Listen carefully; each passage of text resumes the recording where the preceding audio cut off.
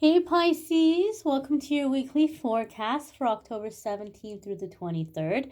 This is for Pisces, Sun, Moon, and Rising. You might stumble upon this video after the time frame I mentioned. That's fine. You're going to see it whenever you're meant to see it, whenever it's time to hear the messages that are in it. Keep in mind it's a general reading for the collective. Therefore, not every single message is going to resonate, and that's okay. Take what does, leave what doesn't. So without further ado, my dears and my darlings, we're going to see what's coming up here for Pisces Sun, Pisces Moon, and Pisces Rising. See what messages are coming in here for the Pisces collective. I feel like we need one more good shuffle. All right. Let's get right on into it. Nothing to it but to do it. Move you just a little bit closer. Okay. First card for the Pisces collective is the Three of Pentacles.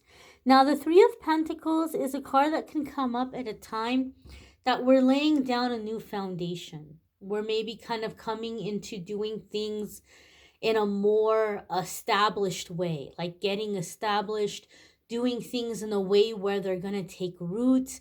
We're going to be able to add upon it, to build upon it. So laying down a good solid foundation. So Pisces, you might be looking at your goals, your plans for the future, and you may be setting down a way where you're guaranteeing that you're going to be successful. There may also be in this process like slowing down. Maybe in the past you were doing things very quickly, or you were moving things along very quickly, or you were in this hustle and grind mindset, and you're like, okay, there has to be a better way. There has to be an easier way, a way that's not so stressful, and that's going to give me lasting results. And so this could be coming into a new MO, so to speak. In a work situation, this can be that someone has noticed your gifts, your talents, your potential. They may be taking you under their wing, showing you the ropes, training you with the intention of helping you to advance or come up or move up. In a love situation, it could be that you're really checking off all the boxes for somebody, but they might just be wanting to go slow and make sure that this is something that's gonna, last the test of time here, so to speak. So Three of Pentacles is coming together, working together, building towards the future, but it's very positive. It's like there's a good foundation here. You actually have something that you can build upon. It's not flighty, it's not rushed, it's not half-assed. It's something that you can really, really, really expand upon and grow. And so maybe some of you Pisces have been hungry for growth. The Three of Pentacles tells us you're definitely manifesting it. You're definitely on the right path and laying down that groundwork in the week ahead. Next card here is the Ace of Cups, and I love this. This is a card that makes me very happy when I see it come up for people. Traditionally speaking, Ace of Cups is happiness and fulfillment, emotional fulfillment, emotional happiness, burst and boost in creativity. Some of you may be laying down groundwork to transition into more creative work, or doing something in the arts, something that is near and dear to your heart. Ace of Cups can also be here, a new home, or just like a sense of home, a sense of happiness and peace in your home, a new home. So some of you may be manifesting a move somewhere where you can put down some roots and work on your ideas, your projects, your goals, like a space where you can really utilize it in a way where you're able to create or to manifest, however that might be for you in your, your different journeys.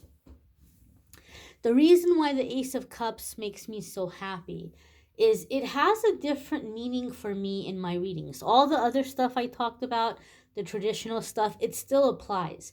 But there's a little extra spin on it when it comes up in my readings.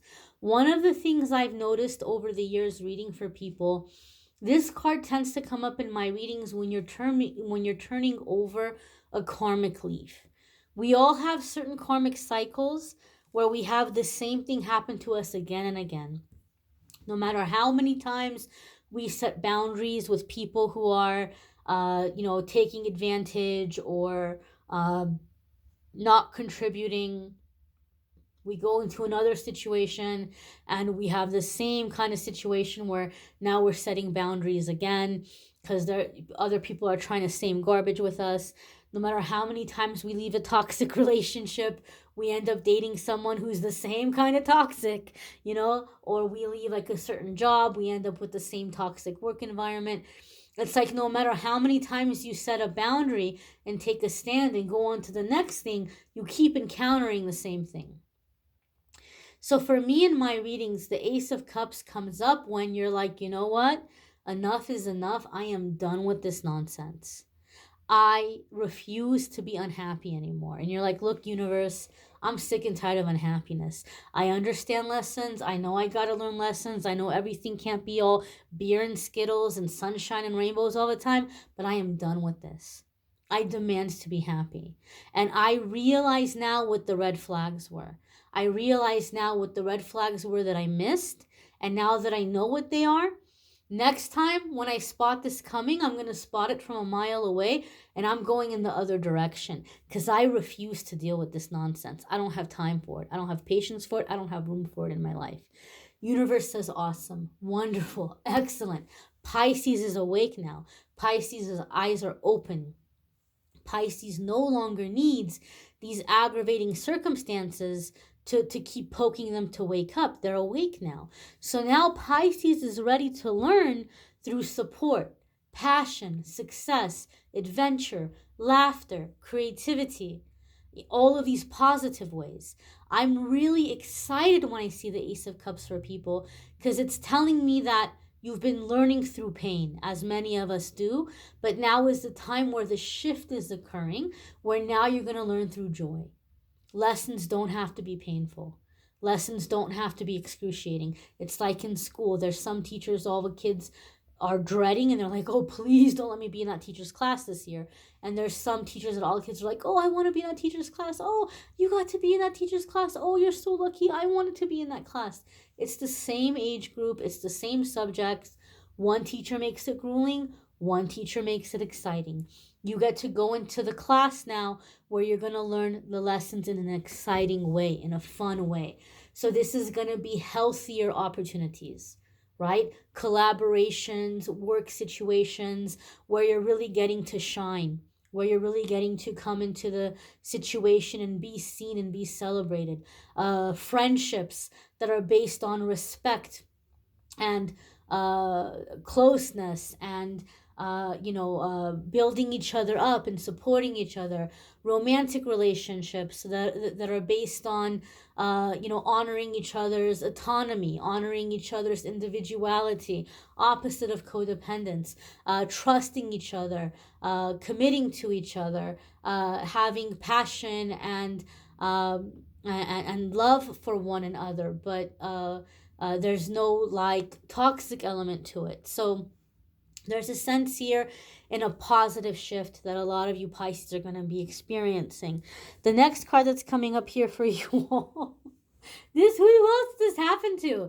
This happened to Gemini. Pisces, if you're dealing with a Gemini, and I just got chills because I know a Pisces that's dealing with a Gemini, and I could totally see how this interaction would be happening between them. Two people that are very near and dear to my heart. If you're dealing with a Gemini, you might want to check out the Gemini reading for the week ahead. If you have a Gemini placement, definitely check out the Gemini reading for the week ahead. Now we have the Three of Swords. Okay, Pisces, you might be like, Amethyst, come on now. What is this? What is this craziness? You're getting my hopes up. You're telling me all this positive stuff. And then you're going to come at me with the Three of Swords. Get the heck out of here. Right? I know. Oh, whoa. I just got chills. I peeked. And your last two cards are the same last two cards that Gemini had.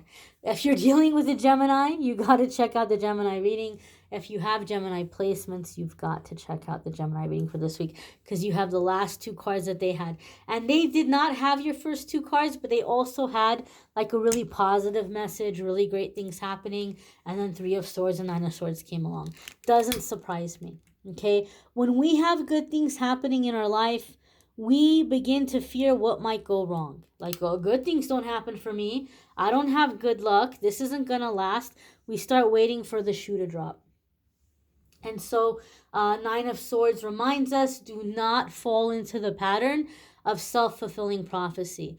Don't focus on your fears so much that you end up manifesting your fears. Ask yourself, what can I do to have a better result, to avoid the things that I'm afraid of, like to keep them from happening? What's in my power? What safety nets can I put into place? Plan B, plan C, and the rest we take up in prayer and we surrender. You know, here's what I'm doing to avoid these situations. If there's anything I haven't seen that I can do, help me to see it, guide me in how to do it, guide me in, you know, setting myself up for success, prevent these fears from coming true. But if for some reason they must happen, please help me get through them as quickly and as easily as possible. Now, the Three of Swords can be an emotional release, and that's the feeling I got around Gemini. I felt like they had some downtime, they had some good things that were happening for them, and in this moment of rest, the past was coming up, and they were releasing from all of the hard times they've been through as they've been hustling and grinding. And there can be a similar thing here for some of you Pisces. But the feeling that I'm getting from the Three of Swords in this message for you all is I keep getting emphasized on sacrifice. So it's like you're laying down this new foundation. You may have a sense of new home, turning over this karmic leaf, but you may be sacrificing, or people are making you feel as though you have to sacrifice for this new life. So maybe they're making you feel guilty, or maybe they're not happy for you, or you're realizing like, look, I really love you. I really appreciate you. You've been in my life a long time, but it's getting to the point now where this is like a thorn in my side. It's getting to the point now where I'm trying to heal. I'm trying to pull my head above water, but you just keep grabbing me and like pulling me down, right? So it's kind of like I got to save myself energy here with this Three of Swords. And some of you might feel bad about that. Some of you, as you have these new positive things happening and supportive people coming into your life, there could be friends or family that are accusing you of being a sellout, or, you know, like just kind of like serving yourself.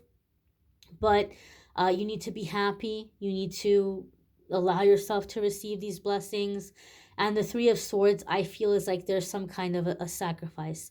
It almost feels to me like the Ten of Swords. You might feel like you're turning your back on people or on a situation because it's your next stage of growth. And a part of you may be feeling guilty for that. I feel it's more internal than other people making you feel guilty. I feel like you're feeling bad. Like, I'm really sorry I have to leave you here, but I have to leave you here. I can't wait anymore. I got to take care of me. I have to heal. I have to grow. So you may be walking away from things that no longer serve you. And a part of you may be sad about that. A part of you may feel guilty about that, how people might be seeing you or viewing you. But again, prayer, meditation is very helpful. And also making sure you're getting sleep, good quality sleep, because you'll be surprised how much that's going to do to balance your emotions so that you're not feeling frantic and anxious about the situation where it starts messing with your thoughts and then you're not making good decisions. So Pisces, make sure you're doing whatever you can this week at the end of the day to relax, to unwind. You're going to be tempted to stay up. You're going to be tempted to stay awake and work on things or think about things. You have to fight that urge and do what you can to make sure you're getting sleep. It's going to make a world of difference in this transition for you so that it can continue to be a positive transition.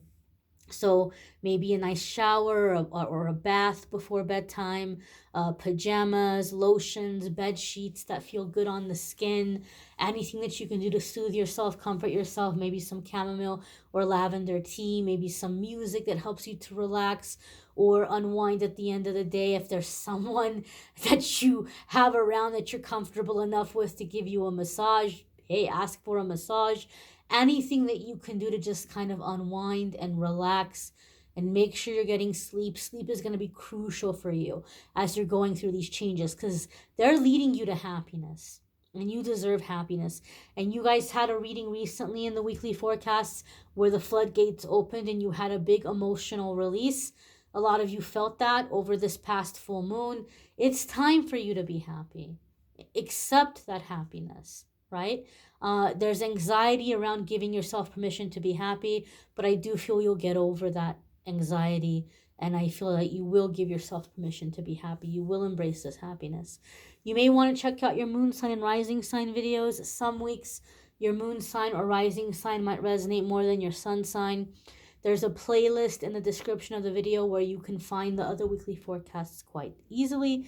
If you want to schedule a private reading with me, there's a list in the description, not a list, but link in the description that takes you to my scheduling page, calendly.com/amethystangelite. I will be posting the 2023 forecast for each zodiac sign, where I go through month by month. I do a 12-month forecast. Those videos will be coming up on YouTube over the next week, or this coming week, this week presently. I have opened up the private ones on my scheduling page. Those of you who like to get a yearly forecast from me, or if you want to try it out this year if you haven't before, and I've lowered the price on those. I used to do those for $175. I've lowered it to $111. I've also lowered the price for the 60-minute video readings and the 30-minute video readings. And I feel I have like a good price range on there right now for like different budgets and things that people can afford. So make sure to check that out if you'd like a private reading. I thank you all for watching, liking, sharing, commenting, subscribing. I hope you all have a fabulous week ahead. And do come back and check out the weekly messages as well. Take care and be well, my darlings.